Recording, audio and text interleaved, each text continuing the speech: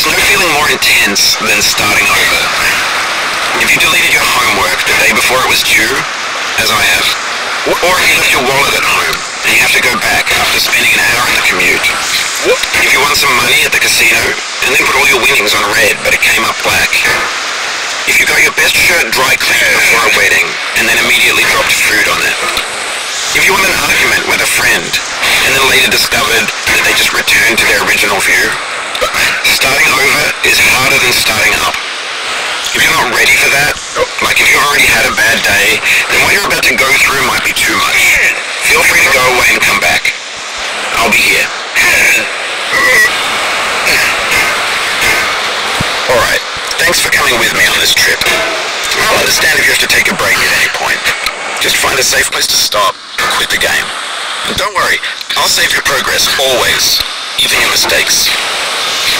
This game is a homage to a free game that came out in 2002, titled Sexy Hiking.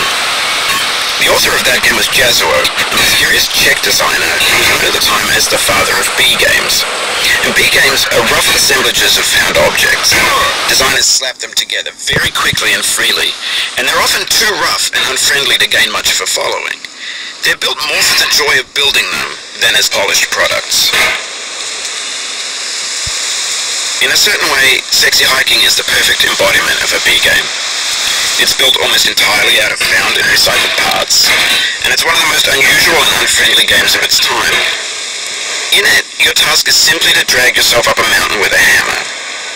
And that act of climbing, in the digital world or in real life, has certain essential properties that give the game its flavor.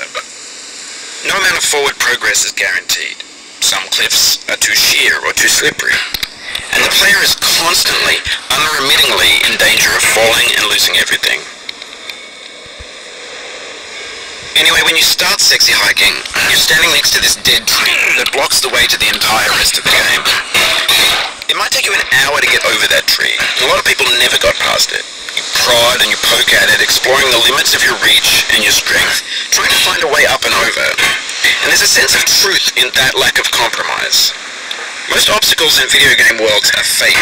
You can be completely confident in your ability to get through them once you have the correct method, or the correct equipment, or just by spending enough time. In that sense, every pixelated obstacle in Sexy Hiking is real. The obstacles in Sexy Hiking are unyielding, and that makes the game uniquely frustrating. But I'm not sure Jazuo intended to make a frustrating game. The frustration is just essential to the act of climbing, and it's authentic to the process of building a game about climbing.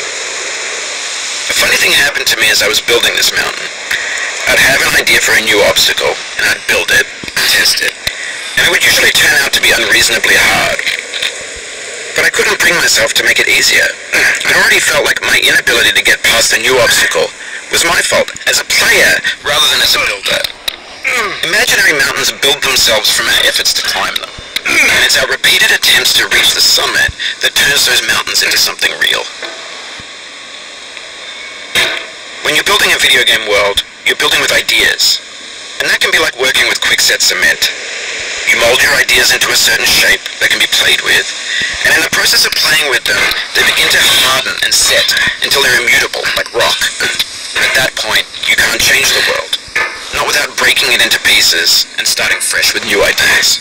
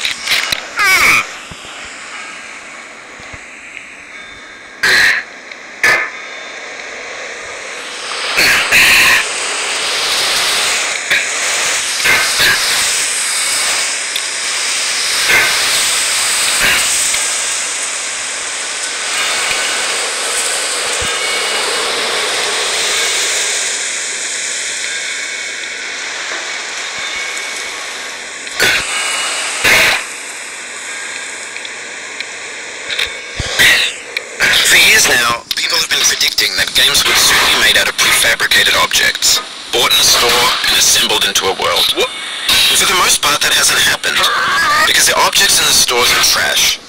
And I don't mean they look bad or that they're badly made, although a lot of them are. I mean they're trash in the way that food becomes trash as soon as you put it in the sink. Things are made to be consumed and used in a certain context, and once the moment is gone, they transform into garbage. In the context of technology, those moments pass by in seconds.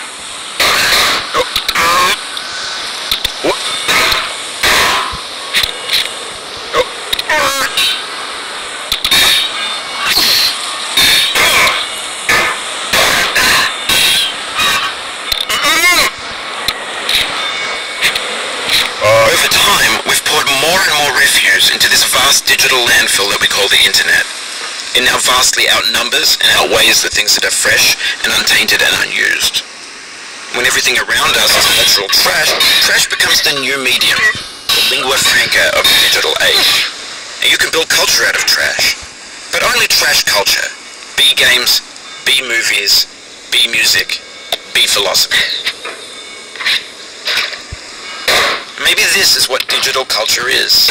A monstrous mountain of trash, the ash heap of creativity's fountain.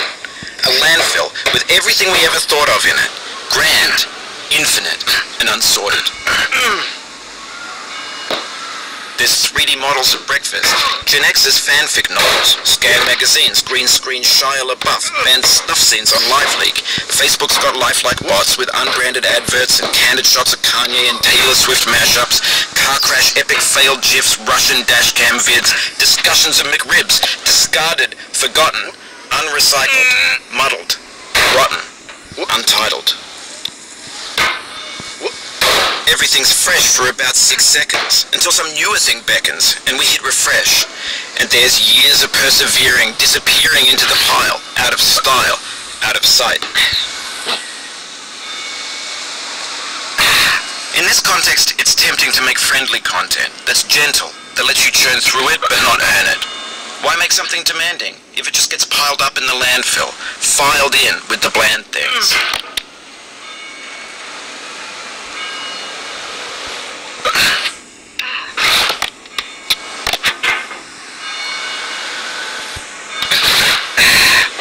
When games were new, they wanted a lot from you. Daunting you, taunting you, resetting and delaying you. Players played stoically. Now everyone's turned off by that. They want to burn through it quickly. A quick fix for the fickle. Some tricks for the clicks of the feckless. But that's not you. You're an acrobat. You could swallow a baseball bat.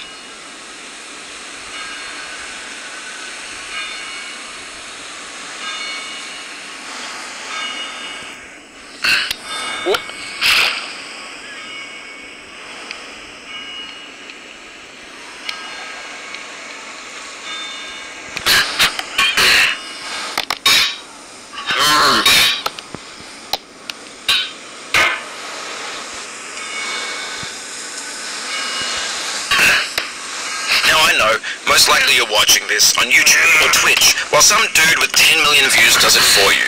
Like a baby bird being fed chewed up food. That's culture too.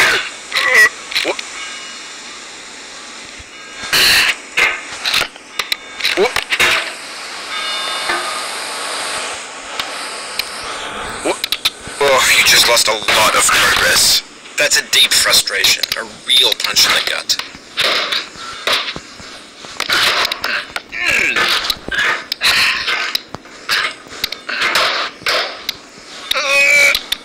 Oof, sorry about that.